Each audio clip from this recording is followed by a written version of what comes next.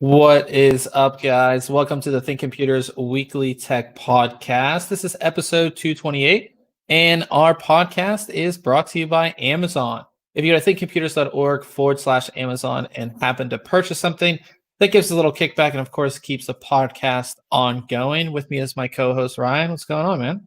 Well, just trying to stay cool, man. It's hot, but I'm ready to podcast. I was up too late last night, and I swear, 20 minutes before this, I was like, man, I'm tired. I don't feel like doing the podcast. And my wife was like, "You've never said that." I was like, "I know. I just want to go lay down." But now that I'm here and I've got my screens in front of me and everything's good to go, I'm ready. So yeah, you look like you're in a different orientation than what we normally do. Yeah, usually my camera was to my right a little bit on a monitor. I shifted it a bit. I think it's gonna provide a little better background. I do need to find an ideal place for this. Well, I eventually want to replace this webcam with an actual camera. Yeah, that's kind of where I'm headed. But I haven't figured it out. And just right now, the best place, of course, is on top of the monitor. But I still feel like you can't see me the way that I'd want, per se. Yeah. Yep.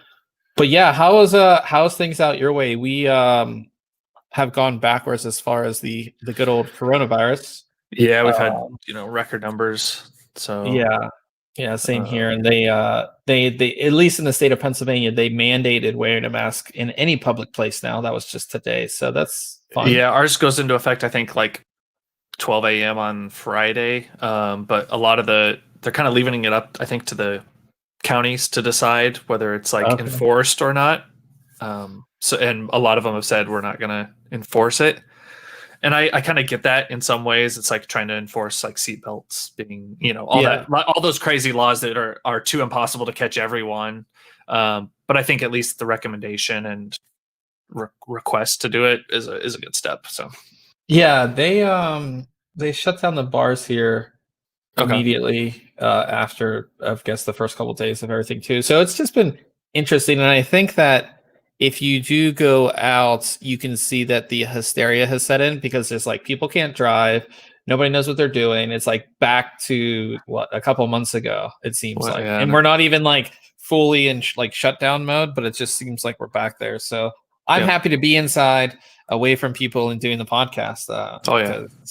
Well, I don't want to be outside right now. It's 100 and something with a 110 heat index. And then it gets to the wintertime and you're like, I'd rather have the heat, I feel. No. Yeah. I love the wintertime.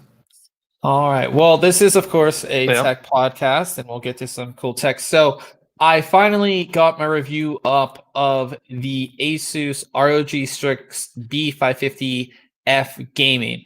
And this, of course, the biggest thing, I have to share my screen. I always forget that. Gotta do that.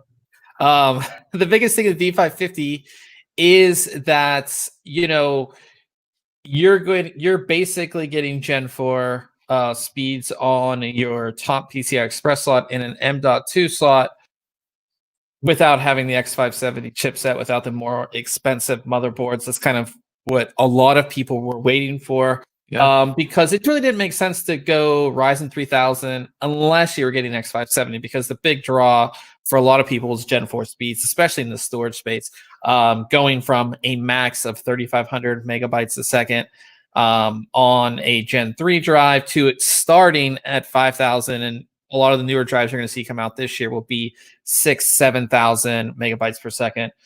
Is a big jump, and it's great for storage nerds like me. And people who want really fast storage for, say, video editing and, of course, game loading and things like that. I know. I'm running an X570 board with a Gen 3 drive in it. And it was, I just bought it. There weren't a ton of Gen 4 drives out at the time. So at some point, I know I'll upgrade and I'll just throw that other drive in another slot and, just have some extra fast storage. So, yeah. So with B552, the big thing you're going to see in a lot of motherboards is that they're going to have better VRM designs just to support the higher core and the more power-hungry Ryzen 3000 series processors. So with this one, on the previous board, you got a 4+4. Now you have a 12+2 on this, which I think is a huge upgrade. Yep. This board had no problem with our Ryzen 9 3900X Oops, I'm going way too far in the review here. The Ryzen 9 3900X, we overclocked it, no problem either. The overclock was only 100 megahertz below our overclock on an X570 board, which I think is really impressive. It kind of goes to show, they've really, and we didn't have any, overheating issues on the VRM or anything like that. So they've really done a great job with that in respects to, of course, supporting these CPUs because, again, B550 is a mid-range chipset. So even, I read reviews where it can handle the 3950X and overclocking that, which is really good. So you have those upgrades there. Another big upgrade on this board from the previous generation or the B450 version is that both M.2 slots now have cooling. This is great, of course, for the cooling factor, but also for the factor of, keeping your board looking good or cool or whatever.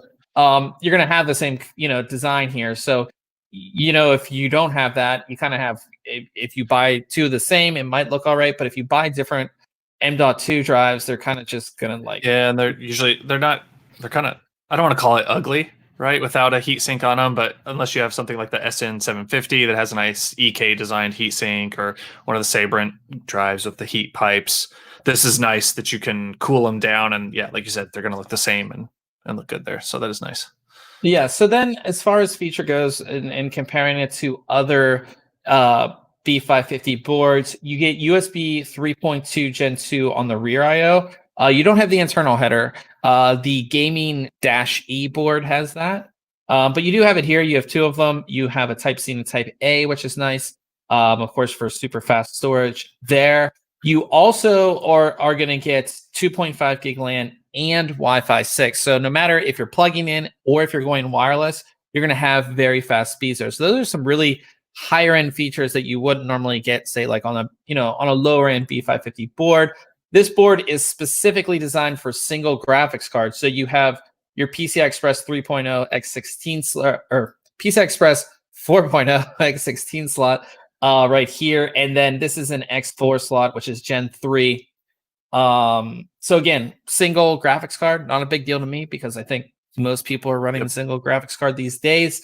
The E board will give you two X16 slots if you want to do multi-graphic stuff. So that's kind of how the two boards are a little bit different. That one has a few other features that this one doesn't, but I think overall it is a really good board. One thing I was a little surprised about was the actual RGB lighting. So the only thing that lights up is this ROG logo right here. So that red there isn't a light. It's just like reflective or painted. Yeah, it's just reflective. I interesting. Yeah, so I guess that makes sense since it's not plugged in. Yeah, and again, there's not like any RGB lighting around, the chipset heatsink or anything like that. It's got some headers at the bottom there, though, right? Yeah, you have two headers here. Oops, two headers at the bottom there, and then you have, I believe, two at the top, or one at the top. So you can, of course, add extra RGB lighting. But like I said, it's a good board. I think they give you a lot of value for what you're getting. Really quick, Paul is in the chat. He said, "Hey guys, what is up, man?" What did I think I gave it a 9 out of 10. Yeah, I gave it a 9 out of 10. It's $209.99. There is a non-Wi-Fi version, which is $189. I think the price is good for what you're getting. You're getting a lot of features that you would have in X570. The performance is on par. It traded blows with some of the X570 boards that we reviewed. The only real reason to go X570 is specific features. You're going to get more USB 3.2 Gen 2 support. You're going to, all of your PCI Express slots are going to be Gen 4. All of your M.2 slots are going to be Gen 4. If you're only going to run one M.2 slot, that's all you need. Obviously, single graphics card. Yeah, I would definitely go with a B550 board if I was building that. Like if I would have not built my system in the fall and was building now, I would definitely go with a B550 board because, well, I say that. I would probably highly consider going with a B550 board just because I know I'm not going to need and realistically use, right? I always overbuy, or it's nice to have that headroom to expand. But man, if budget is a major factor for you, and you just don't think you're gonna take use of some of those extra features, yeah, B550 is great. Yeah, and again, these boards, at least this Asus board that we're looking at today, it can handle the higher core count processors. It's great at overclocking. It supports high frequency. I think it's 4400 megahertz XMP profiles. It has everything you want. The only downsides, like I said, not a whole lot of RGB for an ROG board. That's just my opinion. Also, their software. So I love the Armory Crate. If you don't know what that is the piece of software that it would actually pre-install when you install Windows. You don't even have to go to their website; it just does it, which I think is really cool. But there's AI suites, and I'm sure if you've had an Asus board for the past I don't know how many forever. Years. Yeah, at least the past 10. Maybe I'm going to say 10. That's a good guess. At least the last 10 years. You know what AI Suite is? That's your motherboard control software. We've had AI Suite 3 for way too long, and there just needs to be an update. It just looks dated at this point, and I think that Asus was kind of like the pioneer in motherboard companion software. They're one of the first ones to do it, and one of the first ones to do it well. I wish they would bake AI Suite into Armory Crate somehow. They already put Aura Sync into Armory Crate, and it would just be great that if we have an updated version of AI Suite that's in the whole Armory Crate thing. I'm gonna have to look at this Armory Crate. I don't think I've ever heard of it. So the motherboard itself, it's like if you've ever gotten a new Razer product, as soon as you plug in that USB, it will ask to install software, which of course for a lot of beginners is great because like if you don't know what you're doing, right? Yeah. A lot of times you don't know that you have to go and download drivers. It's for things to work. Like a lot of the motherboards, the Wi-Fi is not going to work. Like certain things aren't going to work unless you install drivers. So what this does is it installs this application called Armory Crate that has all of your, it will automatically download all your drivers, blah, blah, blah. It will do everything. And I actually go over this in my BIOS video that I did on this, is that you can disable that because I know a lot of people are like privacy people. Sure.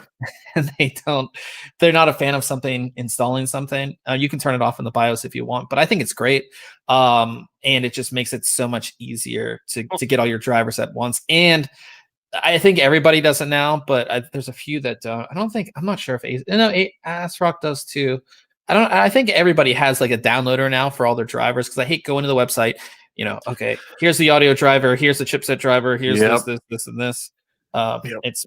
So it's good. So this is a great board. I would highly recommend this board if you're again, one Gen 4 M.2 single graphics card. You can do some great overclocking with it. It is an ROG board, so you have it comes with their networking software, which is great for optimizing games, speeds when it comes to networking. It has a lot of cool stuff. Of course, you get really fast Wi-Fi as well. So definitely check out our review of that.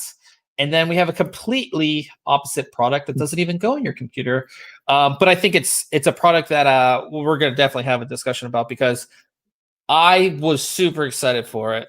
I immediately, when Corsair reached out and was like, here's our new thing, I was like, yes, I want this. It's going to look great. And then I was slightly disappointed, and we'll tell you why.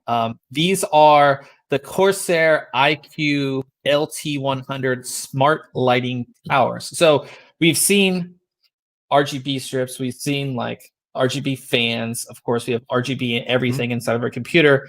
But outside of our computer, we are limited to like I can see it in your reflection, your nano leaf. We have RGB strips. There hasn't really been, and we have like RGB bulbs. Obviously, stuff in your computer already. Light strips, right, that you control with a remote or whatever. But these are a little bit different. So these are actual towers that are basically a tower with an RGB strip in them. So they kind of look like this. This is the starter kit, and it comes with 2 towers. Obviously, being an iCUE product, it works with Corsair iCUE. It's into their ecosystem. Even the The connections, just like Corsair connections, are proprietary. You can't connect a normal, RGB header to this and control it with something else. But this is basically what it is. It's RGB towers that are meant to be sat on your desk. And again, in theory, this is good. I think in theory this is a good idea. It's super easy to put them together. I got them set up in no time. Here's a picture of my setup with them. You can kind of see what they do. Obviously, adding some pretty cool backlighting.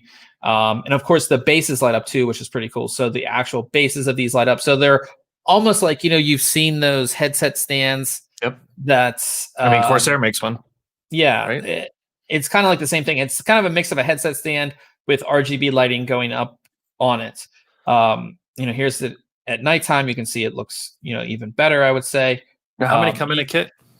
2. So the setup I have comes with the expansion kit. Okay.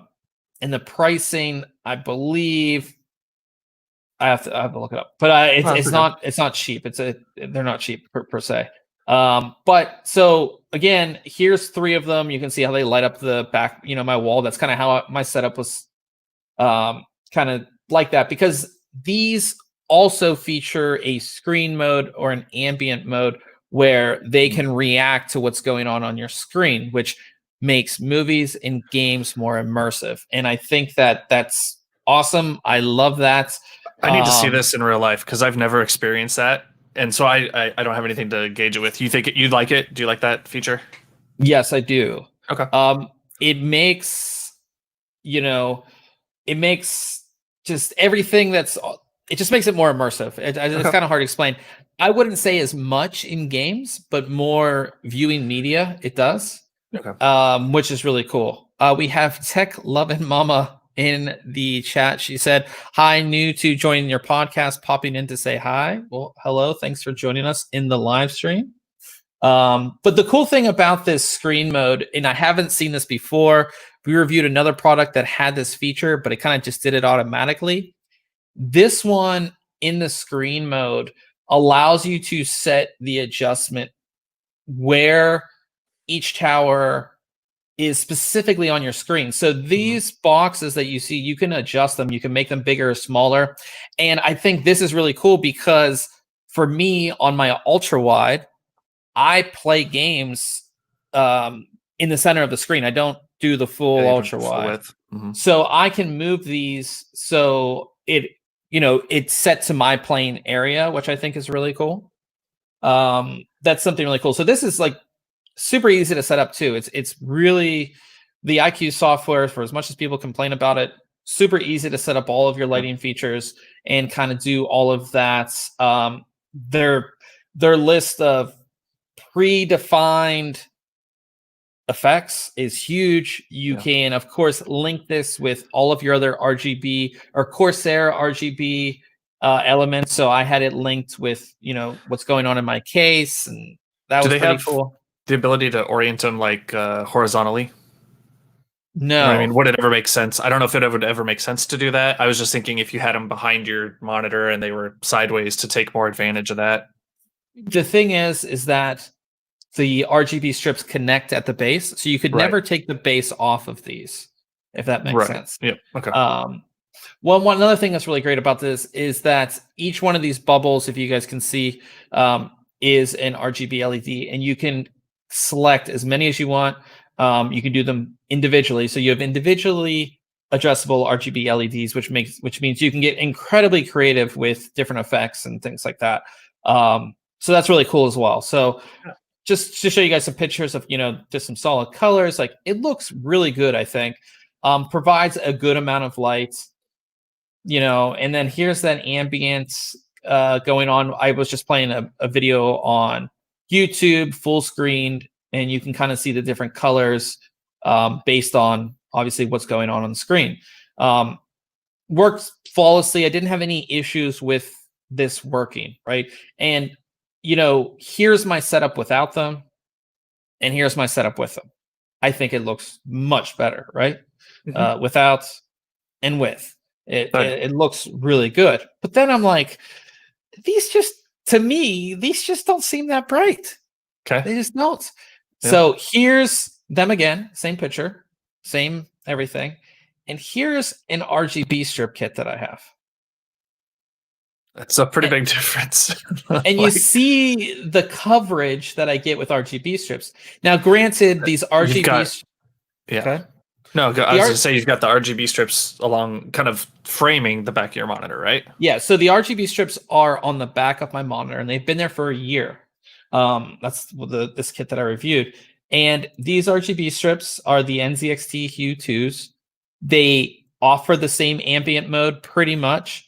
The software, I would say, is not as good as Corsair software, but I feel they give much better coverage. I mean, if you just look at it, the difference in coverage that they give is far better.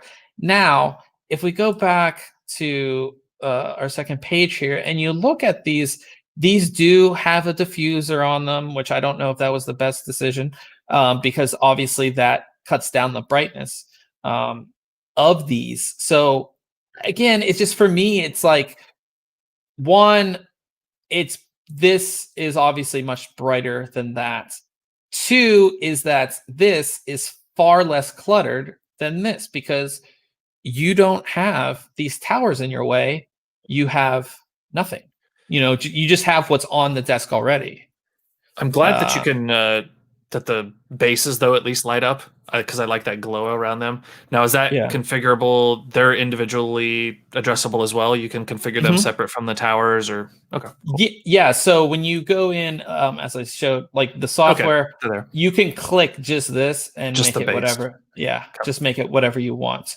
But again, this is, for me, I try to have not a whole lot of things on my desk, and this is far less cluttered than this. So just keep that in mind there. And then we'll get to the pricing, which I have here on the last page. So the base kit is $129.99. That's with 2 towers.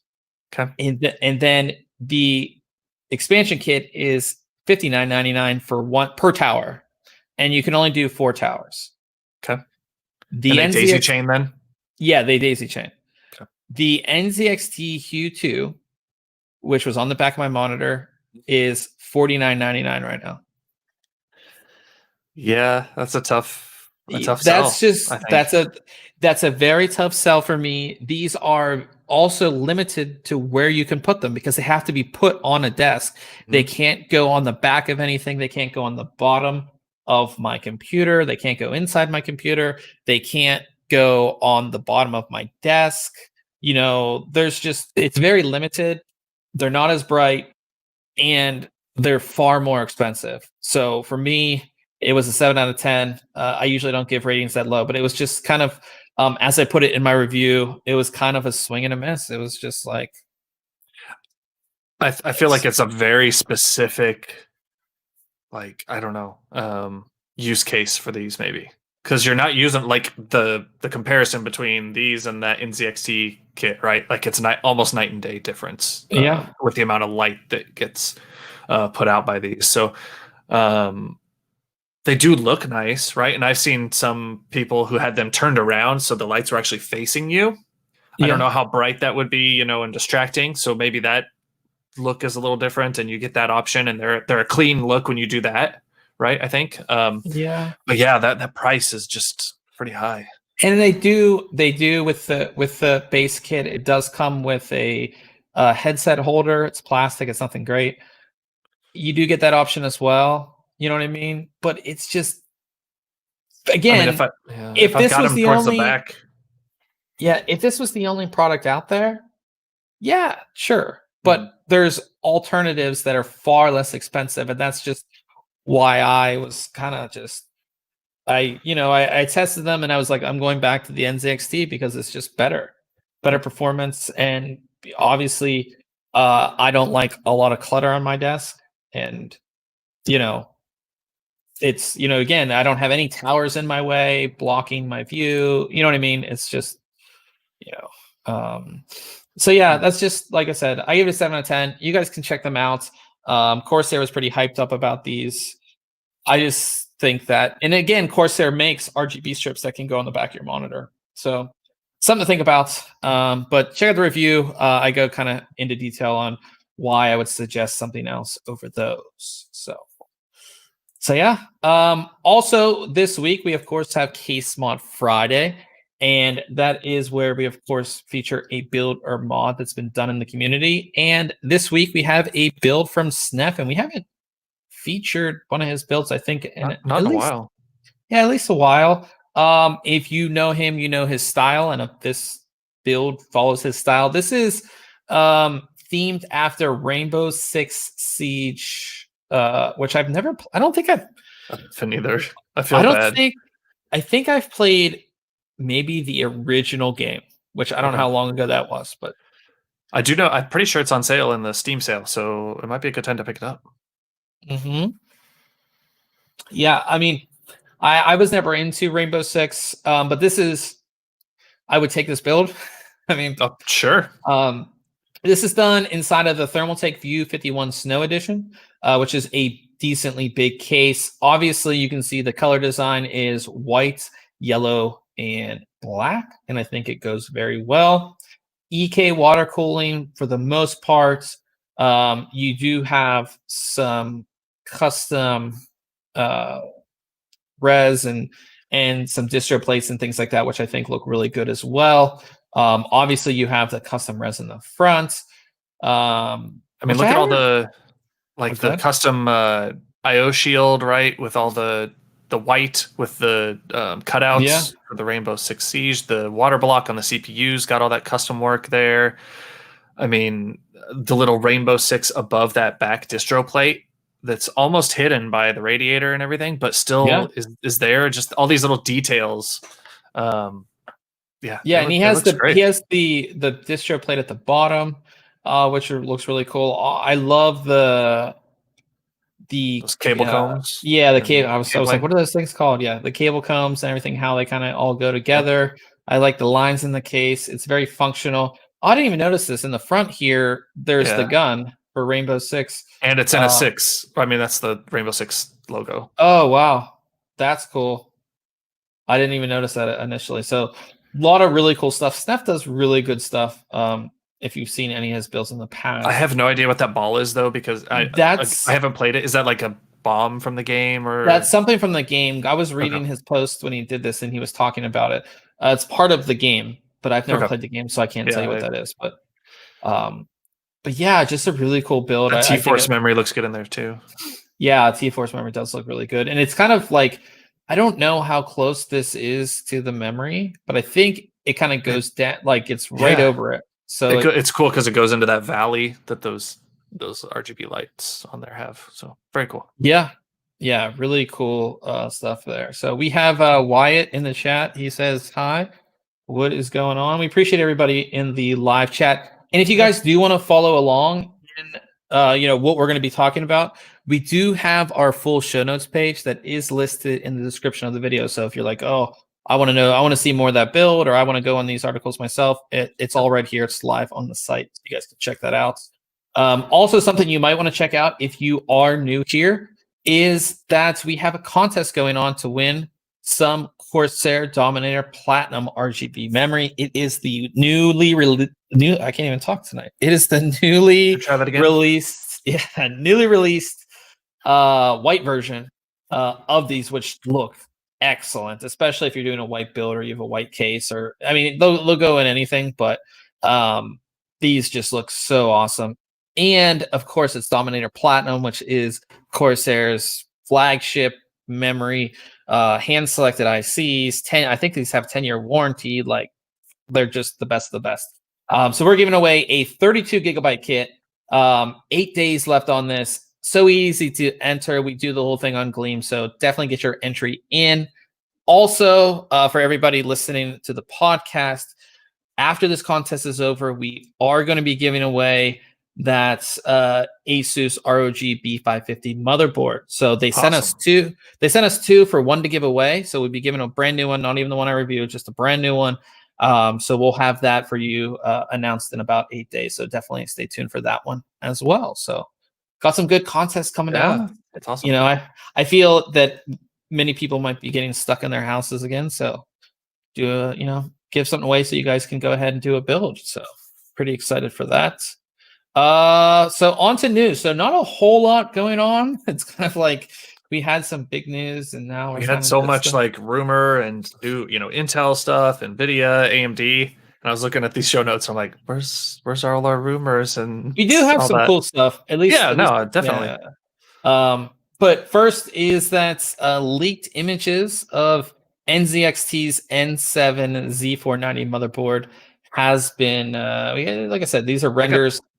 I gotta be honest. I forgot that they were. I thought that they had stopped making motherboards. They had that first one that they made, and then I feel like just disappeared. Well, the thing is that they were, of course, a Intel only, and we haven't had a new Intel chipset for a while. So we did review the N70 Z390. I took that home from CES 2 years ago. I was going to say, you got that at CES. Yep.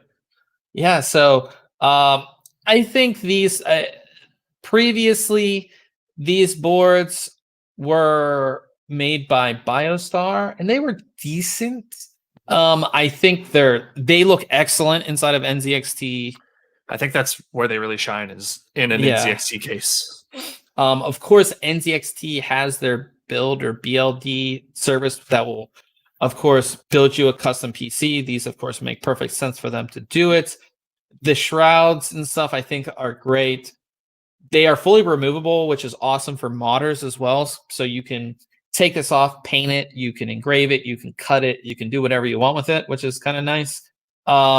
Looking at this, I'm not super excited. Of course, the Z490 isn't something to be super excited about. It looks like we'll probably get Wi-Fi 6, I'm guessing, just by looking at this. I don't see a ton of USB ports, but there is some, and of course, with Z490, of course, you have an X16 and an X4. That's I'm again. They've got buttons at the bottom, which is always nice. Yeah. A bunch of those buttons remind me of Asus buttons. They do. I don't think I'm looking at mine in my case. I don't think that Asus is partnering with them on this, but they just remind me of those. That's the thing we don't know about this board, is that we don't know who's actually making it, because obviously NZXT is not making this. Last time it was BioStar. I assume that's who's going to do it again, right? Well, they look cool. Again, USB 3.2 Gen 2 internal header, which is good to see. Yeah, that's pretty much. I don't know. These don't really excite me anymore. When they first came out, I kind of thought they were cool, but compared to what's out there, and I don't know the price of these, but compared to what's out there, I think you do get some better options from, say, like Asus, MSI, Gigabyte. So we will see on that. Obviously, no word on that. Those were just renders that were kind of leaked out. We don't know when the motherboards will be available. But usually with that stuff, it does come out later. They usually don't launch when, of course, the chipset launched, which was what, a month and a half ago? Yeah, not too long ago. So, yeah. So moving from that to monitors, Acer announced their new Predator X25 gaming monitor. The big thing with this is that it is 360 hertz refresh rate. All of them. It's crazy. Yeah. We visited NVIDIA at CES, and were those two? Those were 360 as well. Was the one 360? Or was it? Did they have one up to 360? No, they only had 240. 240, I thought. Yeah. And we had the chance to game at 60, 144, and 240. Yep. Right. Yep. And to see the difference. And we could, or no, I think it was even 140. We only did 144 and 240. Maybe. Well, they had the FPS, like the Counter-Strike tests, which I swear was like 60 and then 144, maybe, or maybe it was something. And then they had the scrolling where they could do like 60, 144, 240, I think. Yeah. So I think I always say that we're going to get like a standard of 144 hertz, but I just don't see it yet. But 360 is awesome. Again, when we did that test, you can tell a difference. I know people like to say, oh, you don't, you know, well, I think there's a difference in your results, but I don't think it's not a you can see the difference, like, oh, there's a definite image quality or smoothness to it, but your body can react to the difference and your results improve, if that makes sense. Because if you're just watching it and looking at it, you're like, you know, whatever. But when you're actually going through these side-by-side tests, you do perform better on the higher performance equipment. So, yeah, it's been shown to do it, and we've demonstrated that. Yeah. What was I going to say? They'll start at $1,100, which kind of seems about right. Now, is that okay? So this is the X25, and then they also have another larger one. Do we know what the? Okay, so it is a 1080p. All right. I was 1080p resolution. Yeah. Okay, I figured. So yeah, 1100. That makes sense for 360 hertz, I think. Mm-hmm. So yeah, like I said, I'm not like an esports player, so I don't think that I would ever get one. Right. Yeah, and then a 4K 240 panel. Yeah, talking about as well. Yeah, that's pretty awesome. Like, what do you have to? What do you? I guess you're playing probably an esports title. You're playing an esports title with alt shaders, 4K with and a high performance card. Yeah. Paul said, Asus said at CES their goal is 1,000 hertz in the next 5 years. Yeah, that would be pretty awesome. That's just imagine 1,000 hertz in like right. I can't imagine what it'll be like, but knowing what it feels like to go from 60 to 144, personally, like, okay. Yeah. And then my friend Corey, he said he needs to get a computer built. Yeah, man, I saw your text a while ago. That was when I was moving, so I have to get back to you on that, but we will we'll get you a computer built here for sure. So after that, we have some more controversy from Western Digital. This is kind of your realm of things because you're an avid buyer of WD Red drives. Well, I've all my gear's filled up, so I haven't bought drives in a while, which is kind of nice. I haven't been spending that money. So we talked about it on the podcast a couple weeks ago. So correct me if I'm wrong. They were packaging WD Red drives that were not CMR, correct? Right, they're SMR, right, and kind of being misleading on. Can you explain to everybody here the difference between SMR and CMR? I mean, to get to its very basics, like your shingle SMR is for shingled magnetic recording, CMR is conventional. So your conventional essentially is going to be better with your random reads and writes and the performance you get out of that. Shingled is more towards like your typical writes would be something like an NVR drive for like video recording, because you're just writing a straight file, just constantly writing and essentially in order. So your performance differences are going to be seen there with your random reads and writes between SMR and CMR.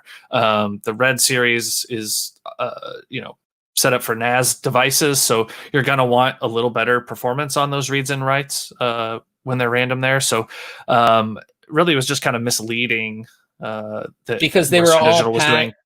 Because they're all kind of packaged the same, and depending on the size of drive and capacity, you were getting one technology or the other. So that was the kind of misleading thing. So now they've rebranded their drive. So you have WD, just plain WD Red, which is kind of small business and home users, what they say. Those are SMR. Yep. And then you have WD Red Plus, which again is like small business, more intensive workloads. Those are CMR. And then you have a WD Red Pro, which is for big business, which are also CMR. Right. So yeah, it's just kind of, I guess they were kind of forced to do this based on everything. I'm still interested. There is a class action going on for it. So I don't know. And I could see that being quite big because tons of businesses use these drives, right? Sure. I would say it's more than say like a hard drive of like a normal home user would say. I don't know. I mean, you're going to see these in like where you're really going to see these are your small businesses, small to medium sized businesses that are rolling out maybe their own white box servers or expanding a server, and they don't want to pay Dell for a new storage drive, right? So they're just going to get a WD Red or something. Or if they're rolling out a NAS and they're putting Reds in there because they're designed for NAS, right? Larger businesses are probably going to be using enterprise level drives, and on those you're not even going to be, talking about SMR unless you really like requested it. Actually, in most cases, unless you're like someone like Backblaze and they just buy whatever hard drives they can get and just use them all in these huge arrays, right? And so we get those kind of performance numbers and longevity numbers, which is kind of nice. But yeah, so I don't know like where the class action is going to come from, whether it's going to be business customers mostly or residential personal stuff. I have a feeling it'll be a mix. Yeah. Old man said he has 4 4 terabyte red drives. They're all older drives. None of them are SMR. Yeah, I think it was just recently. I think that when they made that change was only what? Yeah, I don't think it was super long, and it was only on certain capacities. I think it was 8 or below 8 on those is where it really affected it. Okay. So like the older 8 terabyte drives, like the ones I utilize are CMR, but some of those smaller ones were SMR there. Gotcha. But yeah, I said it could take a week to rebuild an array if it's an SMR drive. Yeah, depending on your capacity and everything. I believe it. Yeah, that does not sound fun at all. No, well, and if you've got a dead drive, right? Especially if you're in RAID 5 or something, you got one drive dead and you're just chugging through that and taking that long, the chances of another drive going bad in that. Yeah, and that's that'd be horrible. Yeah. Yeah. So well, we'll move on from that to some pretty awesome kind of, what would you call this? I guess a promotion that MSI is doing. They are giving away up to $300 in Steam wallet codes if you buy specific products of theirs. This promotion is starting today, July 1st, and going to August 31st. And I don't know if it's just because of like maybe what's going on and people aren't buying hardware, but I haven't really seen, besides graphics cards, we always get like an incentive to buy a graphics card. Yeah. Or like a thing with a graphics card in it, but like these are pretty big Steam. Like these start, well, the lowest one is $50, but I mean you can get up to a $300 credit, a Steam wallet code. I saw that number and I was like, wow, $300. Like, what am I buying to get $300? And then you look at it, it's like, okay, a gaming desktop plus a monitor and a gaming chair, and they'll give me $300. So, okay, I mean, you're spending what? Yeah, but $2,000 at a minimum, probably. Yeah, but again, if it's upgrade time, this is a good incentive to go the MSI way, wouldn't it be? Yeah. So if you buy a gaming desktop, you get $100 Steam code. If you buy an esports monitor, you get $50. If you're getting a desktop plus a gaming chair, $130. A desktop plus a monitor, $200. I think that's like the bread and butter would be like right there.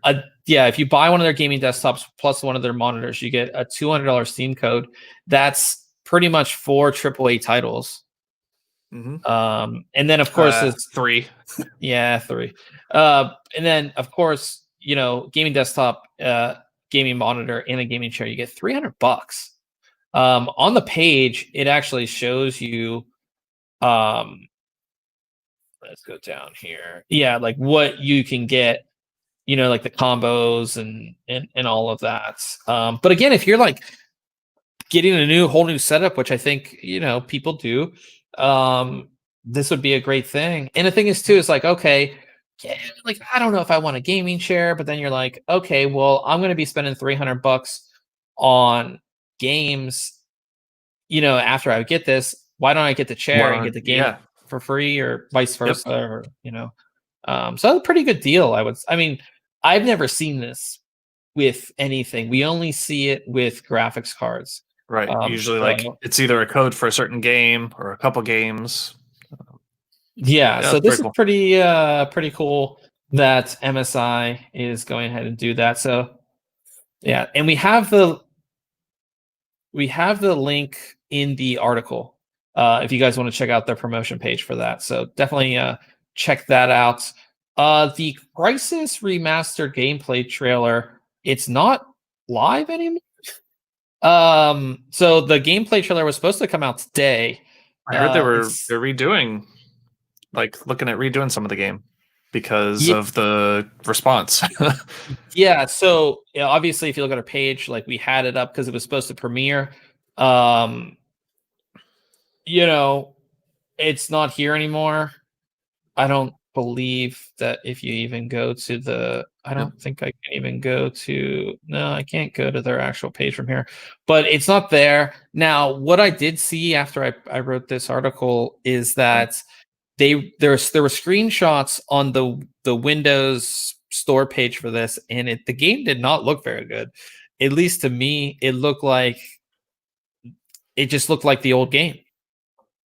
It didn't look like it was using a new engine. It didn't look like it was a new game or a new iteration of the game. It just looked like it was. Here's the same game on a nicer monitor, and here's the same game faster. with 4K support, maybe. Right. I was pretty excited for this. After seeing the screenshots, I felt like I was back in whenever the game came out. When did the game come out? I don't know. But whenever it came out, that's kind of what I felt like. So we'll see on this, but I think it is EA, and maybe they thought they could just again make the game another one over on us. make the game compatible with 4K screens and maybe up some textures or something. But they pulled it. The game's supposed to come out. What time? The game's supposed to come out in July. Yeah, a couple of weeks. So they don't have a whole lot of time. So if we see something beyond of what we've seen, we'll definitely let you guys know on that one. Cyberpunk 2077. Some new info has come out on that game. I don't know if you saw, Ryan. We didn't post about it, but the new screenshots of this game. I watched some gameplay. There was like an hour-long, maybe, gameplay video. And I watched a little bit of it, and then I was watching some other clips. I was not impressed. Okay, so the new screenshots, which again are ray traced in 4K, they might be 8K. I don't remember, but they're obviously from a very powerful computer. Make the game look excellent. Okay. Obviously, what you're going to get is based on what you got. Yeah. What you got. But anyways, one of the designers of the game talking with PC Games Network said that the game will have a GTA mode or a Grand Theft Auto mode where you can basically go on a rampage like you would on Grand Theft Auto. You start killing people, they start coming after you. Yep. That's exciting for a lot of people. Sometimes you just want a game, you just want to go around and shoot a bunch of people. Run around and shoot some shit up. Yep. Yeah, you've had a bad day at work, you come home and you kill people in your game. Don't go back to work and do it. Obviously. Yeah. But yeah, he said that you based on the options that you'll get in the game, you might not want to do that. But it's pretty cool that it will have that mode. I like games that are kind of like an open thing. You don't have to go through and do everything. You kind of have a lot of choice. So that's exciting. I think I will get this game. It does look good, but I'll have to, it comes out in November, so we got a lot of time. Yeah. Before that happens. So if we do, we should both get it and do if we can co-op or something. We'll see. Yeah, we thought about doing that for Borderlands and then it never happened. So did we? So yeah, I think I talked about it, and then we just never. I'm not a Borderlands big fan. So yeah, so I wished it would have happened for Division, the Division 2, right? Like I was super excited for that. You were into that. It just kind of fell off. Yeah. We'll have to do that with some big launch. I don't know what it would be, but we'll do it. Maybe this. But also talking about games, it is officially summer, and that means Steam Summer Sale, where you buy games that you'll never play. Yep. Which Borderlands 3 is on there.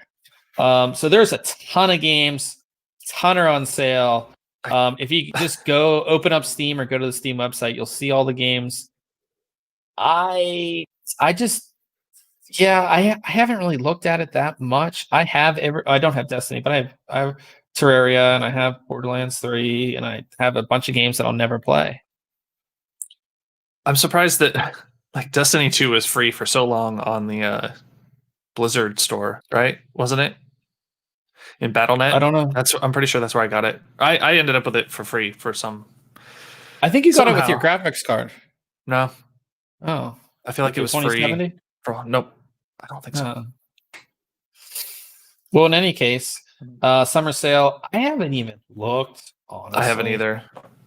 Paul says he's always down to play some games on stream though, so we'll need to coordinate that and make that Let's happen see too. what deals are coming out right now. Sims 4, which has been out for 27 years, is $20, which is said to be 50% off. Planet Zoo, Red Dead Redemption 2 is 20% off, $47.99.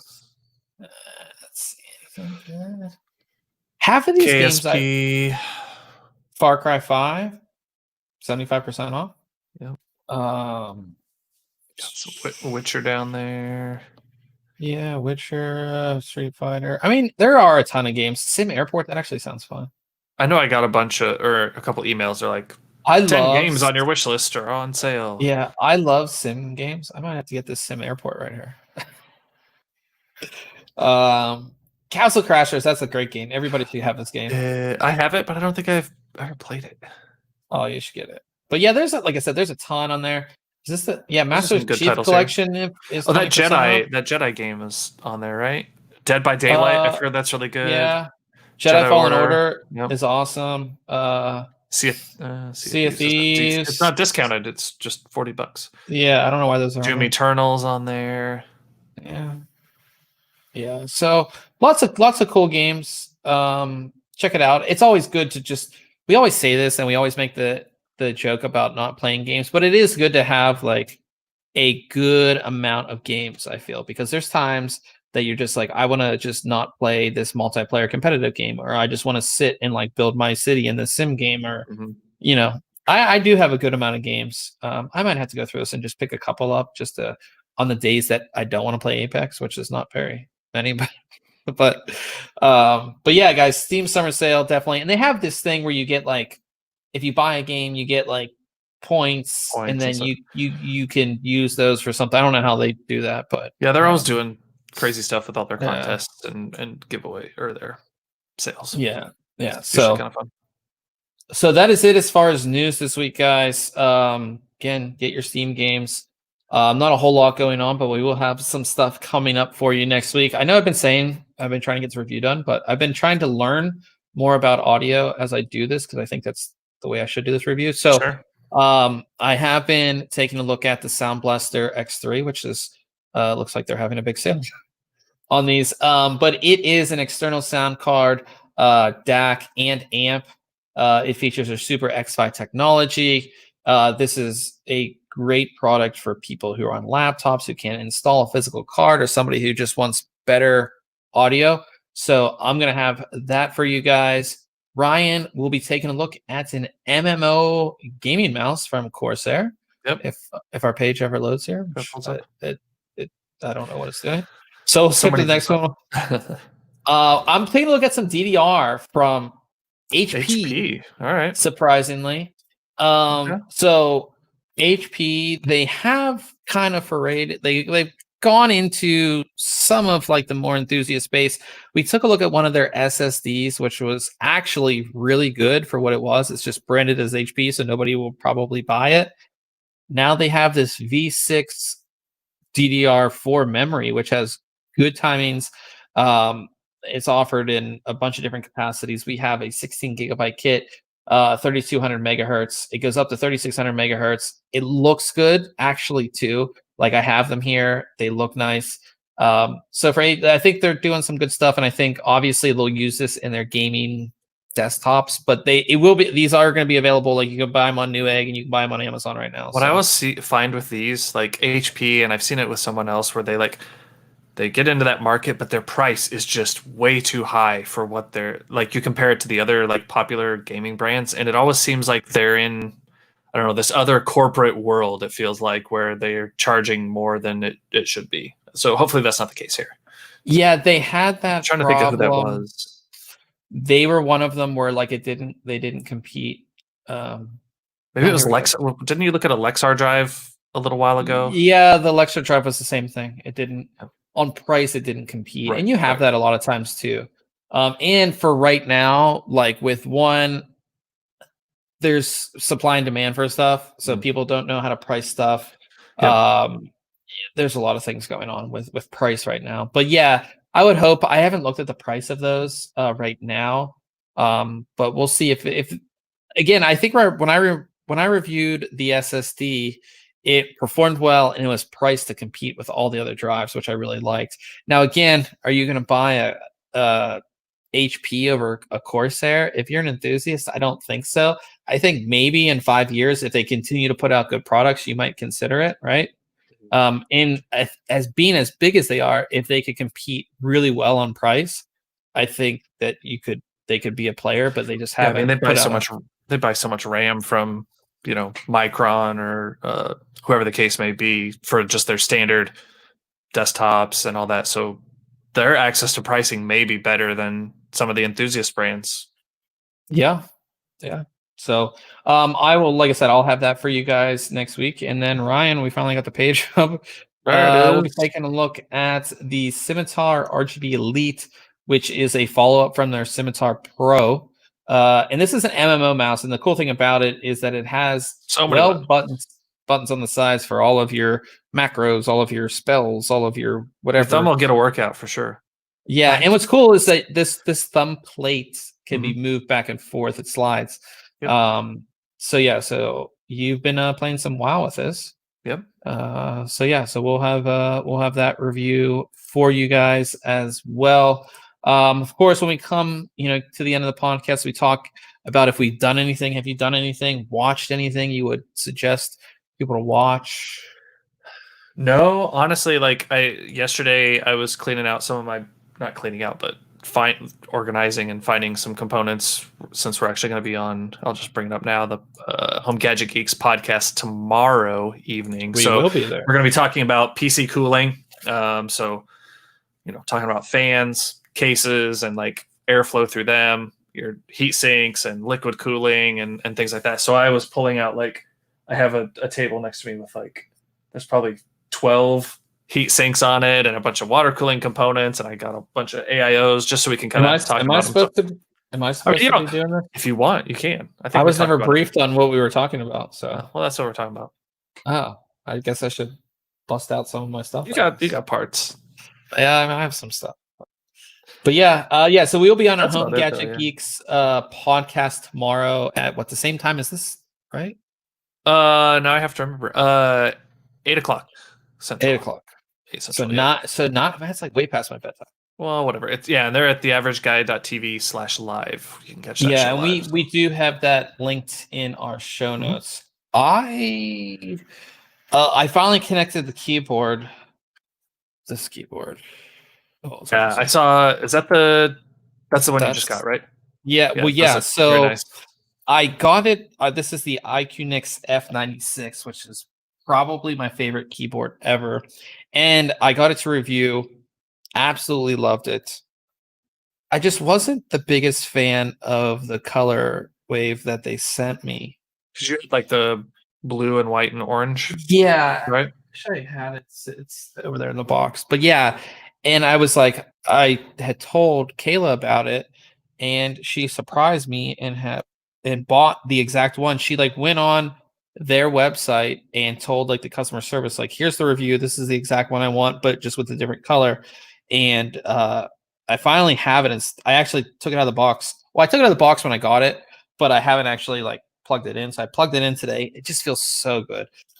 I was reviewing that HyperX keyboard, and going from ABS keycaps to PBT is night and day. Yeah. I absolutely love it. I love that this is a full size keyboard, but it's about the size of a 10 keyless too. I love the color. Together. It's so heavy. It's all aluminum. I love this keyboard. So yeah, so that's pretty much it. I'm trying to think. I was away in the middle of nowhere, which was kind of nice. Yeah. This past weekend we went to middle of PA. Oh, not middle, but sort of close to the middle of PA to basically Amish country and stayed in a cabin, no Wi-Fi. Had you stayed at that cabin before? Yeah, we had stayed there last year. So. We found the cabin on Airbnb and we loved it so much that there's like a little town there that has like the coolest coffee shop. Like it's just like a one road little town, you know. Yeah, you had some pictures on your social. It was really cool looking. Yeah, it's just the coolest place. You're like just out in the middle of nowhere. Had a campfire every night. You know, it was just to relax. It was really nice, and especially obviously with what's going on, it's good to get away from people. I would say. Yeah. So I did that. No real tech related things there, obviously. I'm trying to think if I did anything else. I did buy a capture card. Yeah. I saw a video on a really cheap capture card, a USB one, and I haven't even taken it out of the box, so I can't. Yeah, so I watched Epos Vox's video on that when it first came out, and I had one in my, and actually I ordered it, and then I canceled the order because I was like, no, I'm going to stick with Canon, and I'm not going to do HDMI out. I'm just do their USB utility, so I canceled it. I wish I would have bought it anyways because they're so cheap. But Mike, who is Uyghur Tech, who is on Home Gadget Geeks, he got one and put up a test video in their Discord yesterday or the day before, and it looked great. Like he shot it with his DSLR. I mean, he said it worked awesome. It's amazing. Like Elgato's probably like, oh man, we've been charging how like, much for these things? 4 times as much. Yeah, I think or like they've been charging that, and that's probably a fair price. Now people have figured out how to do it for much cheaper, and yeah, who knows what their reliability will be. Yeah, so I'm excited to do that. Obviously, like I said, I do want to replace this with a better camera. Also, Paul said that he has a headset review just about ready. He's been working on this headset he was super impressed because it's, again, very low cost but very good high quality. So we'll have that for you guys too. So we are going to end things here. Of course, every Wednesday? Yeah, every Wednesday after our podcast, we do some gaming. So we'll be jumping on Apex Legends on our Twitch channel, which I'll bring up for you guys, everybody in the live chat, twitch.tv/ThinkComputers. You can watch us try to get a win tonight. We'll see. I was watching. Ryan was on the stream last night and he was doing really bad. So hopefully if I play, hope he might get a little bit better. But we'll be jumping on there probably in about 10, 15 minutes. So definitely just, just head on over there. We'll be on there very soon and we'll game for a couple hours and just hang out. And of course, if you guys want to hang out in our Discord and chat with us, make fun of us or whatever, you guys can go ahead and do that as well. But until next week, we will catch you guys later.